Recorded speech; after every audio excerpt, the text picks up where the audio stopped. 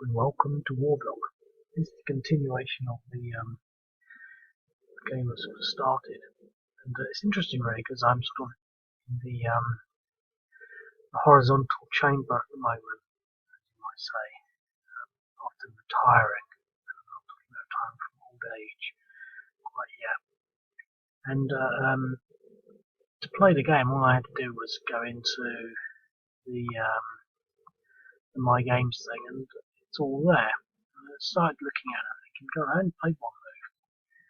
And I realised what happened over there. It did actually jump. And the reason it jumped is because I kept doing the attack, and it must have done the retreat things a few times. It wasn't actually an error. It was an error in the protocol connection, but that's irrelevant. So I didn't actually delete that unit. But if you look at it, it did actually jump from there to there, and that's probably because I kept pressing the attack button and retreated it twice, and it actually sent through the post command for retreat twice. So it's a bit of a bug, but it's actually not a bug that I'm concerned about. But anyway, my point is, the reason I sort of got this again is because essentially I was just amazed, really, at, I don't think I can get my what's it thingy, the drawing tool on this one, whilst recording. But what sort of amazed me is, I really want to get that. Yeah, there we go. These barbed wire hexes really slow things down because if you move into them, you lose all your movement. So there are only 1, 2, 3, 4 routes through in here. Now, what you'll see is that I move these armoured units. I think they were there or there, and I moved them up there. So that's quite strong, but that was it. So I can't blitz through and cut this off. It's going to be quite slow, and it's because of these obstacles, really. I also moved into there, which is an obstacle hex, a barbed wire hex. So it means they didn't get to attack either of these units, but they will next turn. And now what I've actually got, I'm going to put my drawing tool up. Here I can. It will appear. I've actually got a successful. You can see this computer's a bit slow as well. A successful sort of line so far, and that's my forward line. I'm not worrying about any of this. I'm just sort of sitting there thinking, wow, this gets really interesting. You know, you can go into so much detail, and all of a sudden it's a really small section of map, and I'm really enjoying the challenge of trying to figure it all out. So I thought I'd do another recording, just sort of, just sort of almost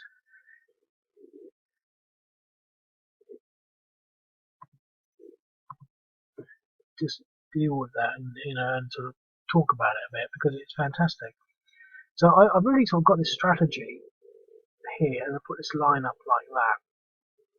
And again, I think, should I have really attacked on that first thing? I think the first thing I should have done was to actually organise what I call my battle groups. I quite like that term. Organised what I was actually going to do, and sort of thought this through, and actually determined I was going to take this hex, this hex, this hex, and this hex. And what I'm doing here, I mean, what I was thinking, this is why I do the video to some extent, I sort of thought, well, I can actually move them into there. I can move them into there, 1, 2, whatever it is, I can move them into there and attack that. And I've already committed my air power to attack this artillery unit again. But I thought, well, no, that's that schoolboy mentality of chasing the ball. What am I actually going to do with these units? I'm going to move them to there. And the reason I'm doing this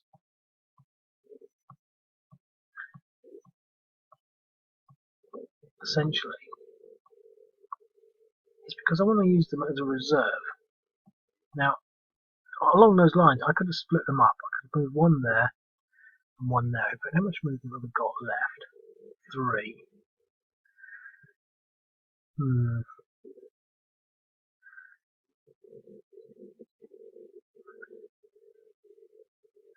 Well, I can move them 2 hexes.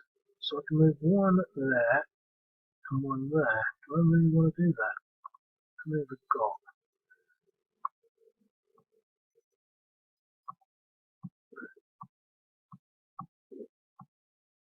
So it's not ideal because I've got to go 1, 2, so I've got 1. Anyway, the point is they are a reserve force, and that's what I've decided to leverage them as.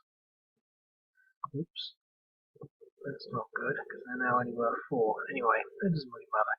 The point is I've got these as a reserve force now. I've got them there and I've got them over there. And that means that if these ISIS units come down and try and break through here, or somehow, because they could go there and there, I mean, what have they got? I mean, it could come around here quite easily. I've got a reserve force on both sides that will deal with that unit as it comes through there. Now, I didn't think of that. And I think, this is what I really enjoy about this game. Is that, it's sort of, you get to the stage and think, well, why didn't I think of this positioning in advance? I could almost start this game again. I'm not, because I've gone 6 minutes for this video. But quite often I feel like playing this game so much that I would have 10 videos with the same one, and on my YouTube channel I would just leave the same game 10 times, and it'd be incredibly boring. To sort of, I've done a few games, and I think maybe doing it 2 or 3 times every now and then is bearable, but it's just one of these things with a particular game. You could play it a whole number of times, trying to sort of not so much perfect it, but trying to develop and understand the strategy that can be applied. And it's such a simple device and structure as a game that you can actually, that it allows that sort of opportunity. Now, I'm going to sort of whiz on to the next turn, in theory.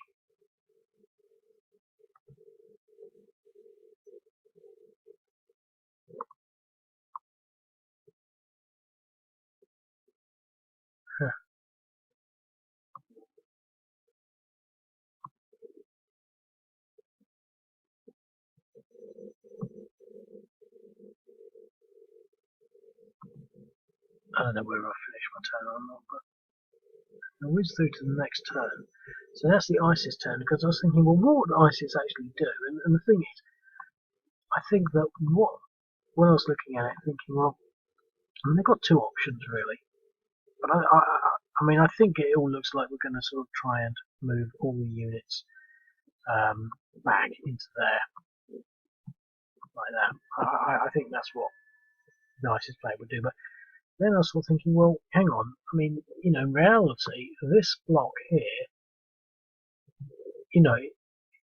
instead of being isolated, would actually move this way itself, and then fill out this and defend all these objectives and villages. Why would they actually retreat into here when they can retreat into there? However, ignoring that, which is a larger scale dilemma that we really shouldn't be sort of too aware of, it comes down to sort of, well, what would we got in here? And I started thinking, well, it looks pretty grim. We can't attack anything. Let's face it. I mean, we've got a little bit of artillery, cause a hindrance. We've got some insurgents up here, which could be a bit of a pain. But basically, it's the thing to sort of do here is somehow try and stagger a retreat. Now, this is why these 2 units are a problem for ISIS, because we don't want them getting too far in. So we want to start moving these units, and let's assume we're not going to sort of keep that defensive line, because the ISIS line does go like that, but we're not going to do that, I think. We're just going to move everything back. So this unit can get 1, 2, 3, 4. He can probably get to there. How far over could we start moving all of these units? Because I think that's what ISIS players going to do. And I haven't really decided, but I was sort of thinking, well, what would ISIS do? It's try to. I mean, obviously, the objectives for the Syrian players is to take out all these. So the most natural thing would be to.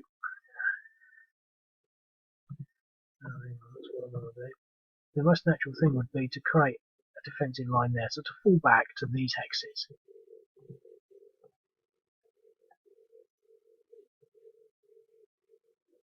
And possibly that hex. But just basically to fall back along a line like that. So this unit could almost move out. You could move out. You could move there. You could go to there, etc., etc. I can only really move 2. And then these units could basically the irregulars could form a blocking pattern or a blocking sort of feature along here, keeping as much of a distance across here, which is not going to be that easy as possible. Whilst these units all, do their best they can to sort of move in a westerly direction. And then, now bearing that in mind, so if you sort of think, okay, well that's the sort of strategy, that's what we're going to sort of, try and do. I think what you've got to sort of then think about is, well, little things, really, the really getting into the sort of detail that constitutes a sort of why even a small pattern of hexes suddenly becomes important. When a game can be this size, can become the game and important what's happening here. And in this situation, what I'm sort of talking about is, I want to get into that hex. Now I can move into that hex next turn. That's not going to be a problem. But if he moves that unit into there, I could then attack that, and then I could attack whatever's in one of these hexes here. So if he moves something, for example, this unit into there, and this is something that quite a lot of other battles have, in order to make a sort of a breakthrough, you really need the enemy to have a unit in the hex so that you can attack it and then advance, because here all I can do is move one hex. So ideally, he'd want to actually move these units away so that I can't just move through and attack something. So these hexes here, these three hexes have to be empty in order to stop me from actually going any further than that hex there, because I would just be stuck in the zone of control. And now these irregular units are fine for that, because they're irregulars and they'll retreat. And there's only a 75% or 85% chance of there's a limited chance of them actually dying on a defender eliminating. So that's actually what they're designed to do. And so, it's quite interesting from that regard. Now, obviously, there are other ways that it could be done. For example, and that's why I'm saying this square is such a perfect example of,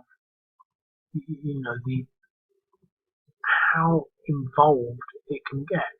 So, for example, keep flicking the map here. This unit here. Now he's sort of in the way, but if I can get rid of that unit and that unit, he will be free to move almost as he wants. If I can get rid of that unit and that unit, basically, if I can somehow create a wide enough opening. So let's just have a look at the map. Now there's these roads. So basically, what I would really need to do is to clear all of these hexes, or all of these ones, somehow to break through there. Let me get the little drawing thing. Oh, let's get rid of that.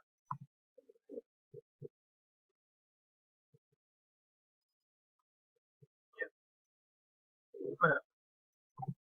Oh, I think I've got nothing left. So, for example, this is the exploit hex. I somehow need to